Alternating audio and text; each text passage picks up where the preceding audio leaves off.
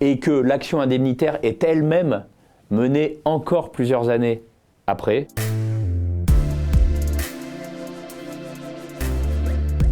Bonjour, je suis Philippe Bonnet, avocat associé du cabinet DDG en charge de la pratique concurrence. Nous avons développé au cabinet, depuis plusieurs années, une pratique en matière d'actions indemnitaires dites follow-on, c'est-à-dire des actions indemnitaires menées par des victimes de pratiques anticoncurrentielles qui ont été sanctionnées préalablement par une autorité de concurrence. Ces actions ont été grandement facilitées par la directive européenne de 2014, transposée en France fin 2016, qui vise à faciliter le droit à réparation des préjudices concurrentiels.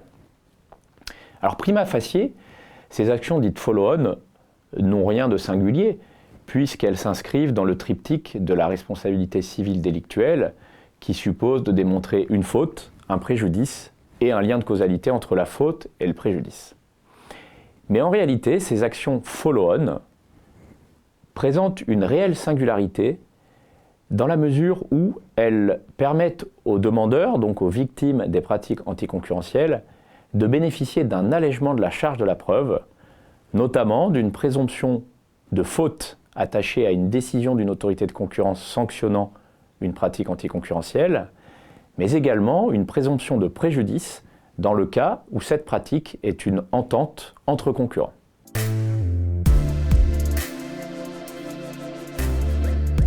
L'expérience montre que les victimes potentielles de pratiques anticoncurrentielles doivent se poser certaines questions essentielles avant de se lancer dans une action en réparation. On peut identifier ici 4 questions. La première question, quels sont les préjudices indemnisables ? La deuxième question, comment démontrer mon préjudice ? La troisième question, à quel moment dois-je agir ? Et enfin, puis-je avoir un intérêt à grouper ma demande avec d'autres victimes de la même pratique ? La première question, qui est celle des préjudices indemnisables, suppose d'identifier la nature du préjudice qu'a pu causer la pratique anticoncurrentielle. Alors, une entreprise qui a soit acheté, soit vendu des produits à l'auteur d'une pratique anticoncurrentielle est susceptible d'avoir subi au moins 3 préjudices. Tout d'abord, un préjudice de compression de marge, ensuite un préjudice de diminution des volumes, et enfin un préjudice de trésorerie. Alors, le préjudice de compression de marge, en quoi cela consiste ? Tout simplement, c'est la minoration de la marge que la victime aurait pu réaliser en l'absence de la pratique anticoncurrentielle. Concrètement, alors que la victime réalise en temps normal un bénéfice de 5 € par unité vendue, eh bien, elle va s'apercevoir que pendant la durée de la pratique anticoncurrentielle, son bénéfice n'était que de 4 €. Ou autre cas, le bénéfice de la victime s'est maintenu à 5 € pendant la période de la pratique, alors que les conditions du marché auraient pu lui permettre d'avoir un bénéfice supérieur. Cette perte de marge peut résulter d'un renchérissement du coût d'achat des produits par la victime de la pratique quand l'auteur est son fournisseur. Par exemple, en présence d'un cartel de prix entre fournisseurs, eh bien, il est possible que la victime, le client de ces fournisseurs, qui peut être un distributeur par exemple, il a pu acheter les produits à un prix supraconcurrentiel. Mais attention, dans ce cas, pour pouvoir revendiquer un préjudice, la victime ne doit pas avoir répercuté l'intégralité de ce surprix sur ses propres clients. Alors, le préjudice de compression de marge, il peut avoir été subi par la victime non seulement sur ses achats de produits auprès des entreprises qui ont pris part à la pratique anticoncurrentielle, mais il peut également avoir subi un préjudice en lien avec ses achats auprès d'entreprises qui n'ont pas pris part à la pratique, mais qui se sont inscrits dans le sillage, par exemple, d'une entente. Dans ce cas-là, la victime a perdu également la possibilité d'acheter les produits à un meilleur prix auprès de ces entreprises qui n'ont pas participé à la pratique. C'est ce qu'on appelle l'effet d'ombrelle. La compression de marge, on vient de le voir, peut résulter d'un surcoût subi par la victime, mais il peut aussi résulter, dans le cas où l'auteur de la pratique est non pas un fournisseur mais un client de la victime, il peut résulter d'une minoration du prix de vente des produits de la victime. Et cette situation peut se produire lorsque l'auteur de la pratique anticoncurrentielle, donc est un client, qui soit a abusé d'une puissance d'achat, ou s'est entendu avec ses concurrents pour abaisser le prix d'achat des produits. Alors la victime d'une pratique anticoncurrentielle peut également, de façon alternative ou cumulative, avoir subi un préjudice de diminution des volumes. Pourquoi ? Parce que si on reprend l'exemple de notre cartel entre concurrents, le distributeur, lui qui a subi un surprix, il a pu l'absorber en partie et le répercuter en partie. Donc on a vu que cette absorption a donné lieu à un préjudice de compression de marge, cette absorption partielle, et cette répercussion partielle conduit mécaniquement à renchérir le prix de ces produits, lesquels peuvent devenir trop onéreux pour certains de ses clients qui sont très sensibles au prix. En définitive, la victime peut en quelque sorte subir une double peine, puisqu'elle a à la fois comprimé sa marge et en même temps perdu des volumes parce qu'elle a été obligée de répercuter une partie de ce surcoût. Au-delà du cartel, un préjudice de diminution des volumes peut également avoir été subi par une entreprise qui a été confrontée à des pratiques commerciales anticoncurrentielles de la part d'un concurrent qui a pu verrouiller une grande partie de la demande sur le marché par l'intermédiaire, par exemple, de contrats d'exclusivité ou de remises fidélisantes qui lui ont permis de capter illicitement une part importante de la demande sur le marché. Le troisième préjudice qu'il convient d'envisager ici est le préjudice dit de trésorerie. En effet, le dommage économique que peut causer une pratique anticoncurrentielle conduit la victime à être privée de sommes qui correspondent au montant de son préjudice. C'est ce qu'on appelle la privation de trésorerie. Cette privation de trésorerie, elle peut avoir un effet d'autant plus important que les pratiques sont anciennes et que la réparation intervient de nombreuses années après la cessation de cette pratique. Alors, pour évaluer le préjudice de trésorerie subi par la victime, il faut s'intéresser à l'impact concret qu'a eu cette privation de trésorerie sur la situation de la victime.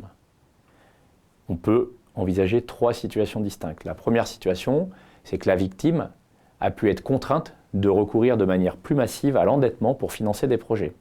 Si elle n'avait pas été privée des sommes résultant de la pratique, elle n'aurait pas eu à emprunter autant d'argent. Seconde situation, c'est celle dans laquelle cette privation de trésorerie a empêché l'entreprise de placer son argent. Dans ce cas-là, on peut retenir comme facteur de capitalisation le taux de rendement des placements de l'entreprise. Dans un troisième cas un peu plus complexe à démontrer, si la victime peut établir que cette somme dont elle a été privée ne lui a pas permis de réaliser un projet bien déterminé, eh bien, il est possible de tenir compte de la rentabilité prévisionnelle de ce projet pour en déduire un facteur de capitalisation du préjudice de la victime. Si la victime ne se trouve dans aucune de ces trois situations, eh bien, les tribunaux retiendront le taux d'intérêt légal.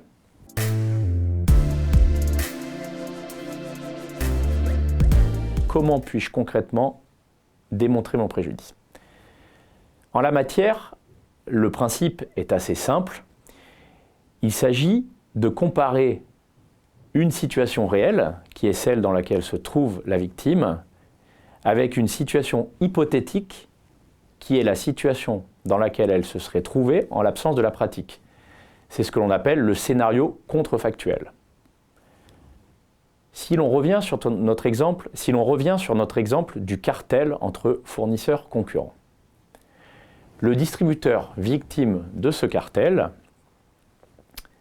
va chercher à démontrer quel a été l'impact de ce cartel sur sa marge. Nous avons vu précédemment qu'il peut avoir subi un préjudice de compression de marge. Eh bien, pour évaluer ce préjudice, la victime peut recourir à la méthode de comparaison dite transversale ou alors à la méthode dite temporelle.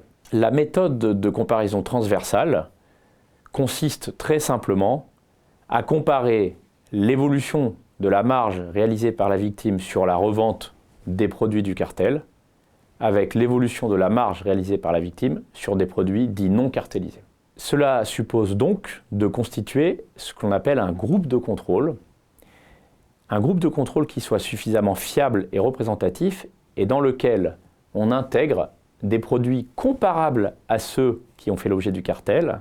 L'on observe ensuite la différence d'évolution de la marge de la victime sur ces deux catégories de produits et l'on peut en déduire un préjudice de compression de marge si l'on constate que la marge réalisée par la victime sur les produits non cartélisés a évolué de façon plus favorable que sa marge sur la vente des produits cartélisés. Cette méthode est néanmoins entourée de certaines contraintes. La première étant de pouvoir constituer un groupe de contrôle suffisamment fiable et représentatif. La seconde étant d'établir ce que l'on appelle l'hypothèse des tendances communes et vérifiées, c'est-à-dire qu'il faut démontrer que, en dehors de la période de la pratique anticoncurrentielle, la marge de la victime évolue de façon similaire pour les produits cartélisés et pour les produits non cartélisés, de façon à démontrer que les évolutions différenciées constatées pendant la période du cartel s'expliquent par les effets du cartel. À défaut de pouvoir constituer un groupe de contrôle suffisamment fiable et représentatif, la victime devra plutôt opter pour la méthode de comparaison dite temporelle. Très simplement, la victime va devoir observer l'évolution de sa marge sur les produits du cartel sur une période antérieure ou postérieure au cartel, puis elle va vérifier si cette marge a évolué de façon moins favorable pendant la période du cartel. Pour prendre un exemple, si la marge de la victime était en augmentation avant la période du cartel, qu'elle s'est stabilisée, voire qu'elle a diminué pendant la période du cartel, pour reprendre sa croissance après le cartel, c'est un cas d'école de démonstration d'une compression de marge subie par la victime. Qu'il s'agisse de la méthode de comparaison transversale ou de la méthode de comparaison temporelle, il est nécessaire pour la victime de récolter un grand nombre de données économiques lui permettant de justifier de la réalité de son courant d'affaires auprès de ses fournisseurs ou de ses clients pendant la période de la pratique, mais également pendant une période antérieure ou postérieure. On imagine très bien que s'il était exigé de la victime qu'elle recueille sur des périodes souvent très anciennes la totalité des factures et des contrats attestant de ses courants d'affaires, cela rendrait en pratique excessivement difficile son droit à réparation, ce qui serait contraire à l'objectif de la directive qui est, je cite, de veiller à ce que ni la charge ni le niveau de la preuve requis pour la quantification du préjudice ne rendent l'exercice du droit à des dommages et intérêts pratiquement impossible ou excessivement difficile. Alors, la jurisprudence, et c'est heureux, a admis que le demandeur à l'action en réparation pouvait prouver la réalité de son courant d'affaires, non pas uniquement par des factures ou des contrats, mais par tout autre élément de nature extra-comptable, pourvu que ces éléments soient suffisamment fiables, ce qui relève évidemment de l'appréciation souveraine des juges. Il est possible, par exemple, de recourir à des documents internes, comme des extractions de bases de données retraçant les flux d'achat et de vente de la victime pendant la période en cause.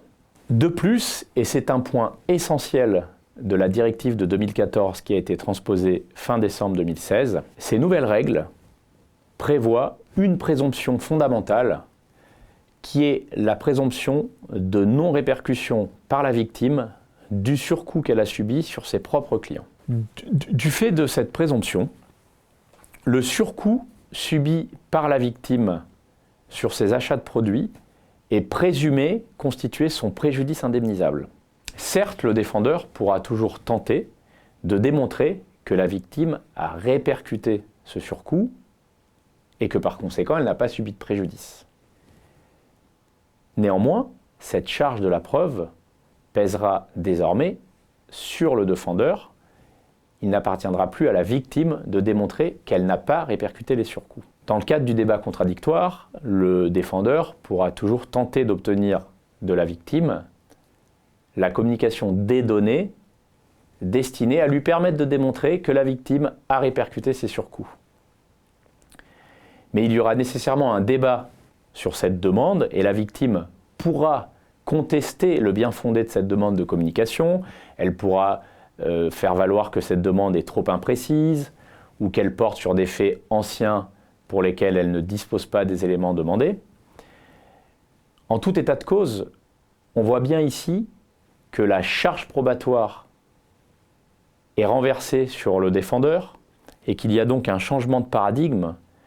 Et l'on peut, de ce point de vue-là, se référer aux jugements qui ont été rendus au cours des dernières années dans le cadre d'actions indemnitaires qui ne bénéficiaient pas encore de cette présomption de non-répercussion des surcoûts. Et ce que l'on constate, c'est une exigence probatoire assez forte des tribunaux à l'endroit de la victime qui est sommée de démontrer qu'elle n'a pas répercuté son surcoût. Eh bien, gageons que pour les prochaines actions qui bénéficieront de cette présomption, cette exigence probatoire sera transférée sur le défendeur et que par conséquent, la situation de la victime et l'exercice de son droit à réparation sera plus aisé. On peut donc logiquement anticiper que les tribunaux auront le même niveau d'exigence à l'égard des défendeurs lorsqu'ils allégueront la répercussion du surcoût par la victime.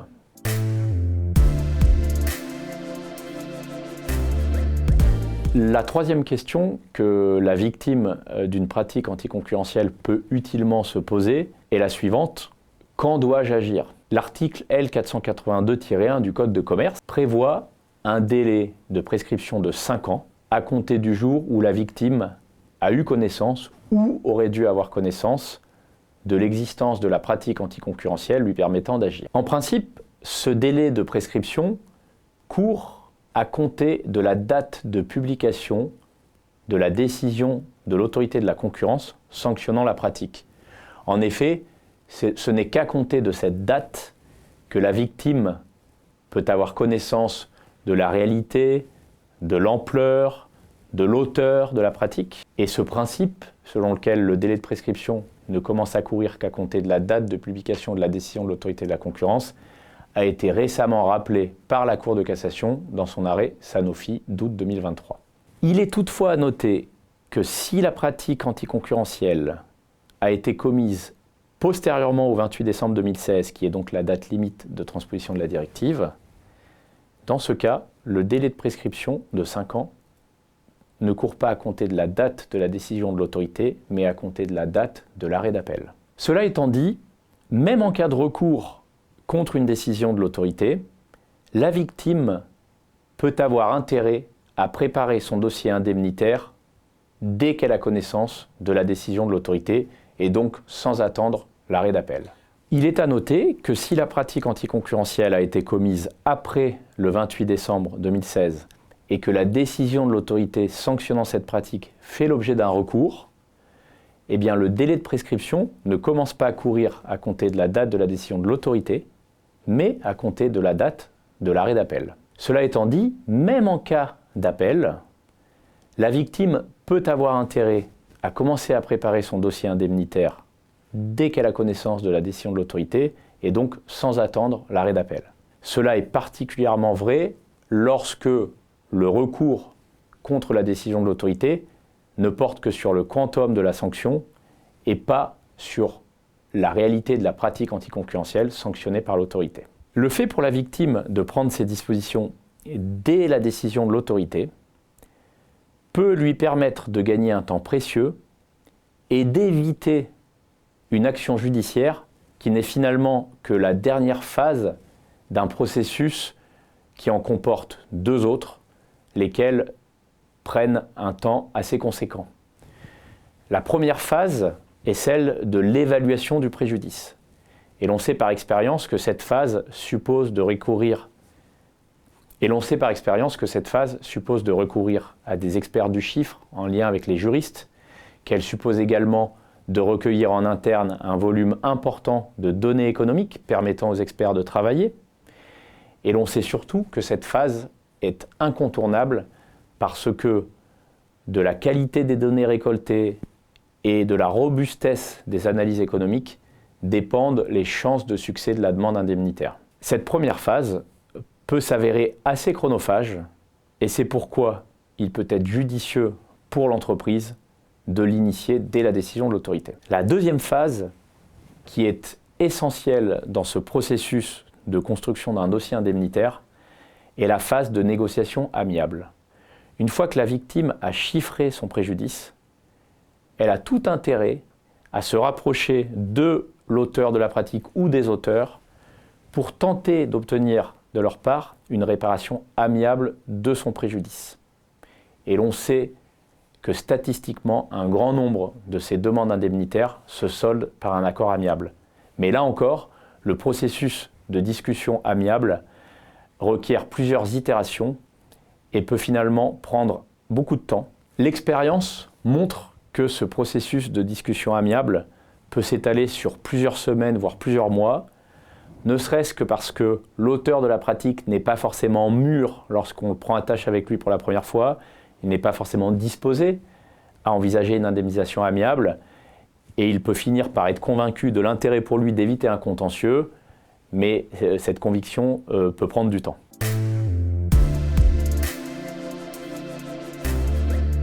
Enfin, la victime peut utilement s'interroger sur le point de savoir si elle va agir seule ou si elle va se grouper avec d'autres victimes de la même pratique. Cette question se pose particulièrement lorsque la victime appartient à un réseau de distribution et que plusieurs distributeurs du réseau ont subi le même préjudice. Dans ce cas, la victime peut envisager deux mécanismes de regroupement de sa demande avec d'autres victimes. Le premier mécanisme, qui est le mandat ad agendum, n'est pas de notre point de vue le plus adapté. En deux mots, il consiste pour la victime à mandater, par exemple pour un franchisé, à mandater le franchiseur pour mener l'action. Simplement, les règles du mandat font que le franchiseur a une obligation de rendre compte de ses demandes indemnitaires, ce qui peut en pratique rendre le processus compliqué puisqu'il va devoir, tant au stade de la procédure judiciaire qu'au stade des négociations amiables, consulter l'ensemble de ses mandants pour s'assurer qu'ils sont tous d'accord sur la direction prise par le dossier. C'est pourquoi il nous semble que la solution la plus opportune est celle de la cession de créances. Et dans ce cas, les victimes cèdent leurs créances à un cessionnaire, qui peut là encore être par exemple un franchisé, et ce cessionnaire devient propriétaire des créances et il a ensuite les coudées totalement franches pour mener la procédure, pour initier des discussions amiables sans avoir besoin d'en référer à des mandants. C'est pourquoi nous conseillons au cabinet, aux victimes qui souhaitent se grouper, de recourir au mécanisme de la cession de créances.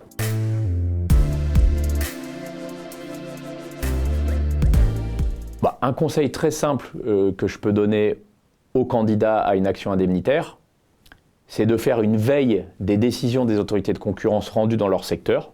C'est ce que nous faisons au cabinet pour plusieurs entreprises, afin de détecter les décisions qui peuvent concerner des pratiques lui ayant causé un préjudice. Donc très simplement, on fait un premier scan de la décision, on regarde si j'ai pu subir un préjudice de compression de marge, de perte de volume, et puis on regarde également la date des pratiques, parce que nous savons que si la pratique a été commise postérieurement au 28 décembre 2016, la victime, comme on l'a vu tout à l'heure, bénéficie d'une présomption bien commode, qui est celle de non-répercussion du surcoût sur ses clients, de sorte que le surprix qu'elle a pu subir constitue son préjudice indemnisable. Un deuxième conseil pratique très important est celui de bien veiller à conserver les documents attestant du courant d'affaires de l'entreprise pendant un délai qui peut être supérieur au délai de conservation légale, parce que nous savons par expérience que les pratiques anticoncurrentielles sont souvent sanctionnées de très nombreuses années après qu'elles aient été commises, et que l'action indemnitaire est elle-même menée encore plusieurs années après, de sorte que l'entreprise victime peut se trouver en position de devoir justifier de flux d'affaires qui sont intervenus 15 ans en arrière.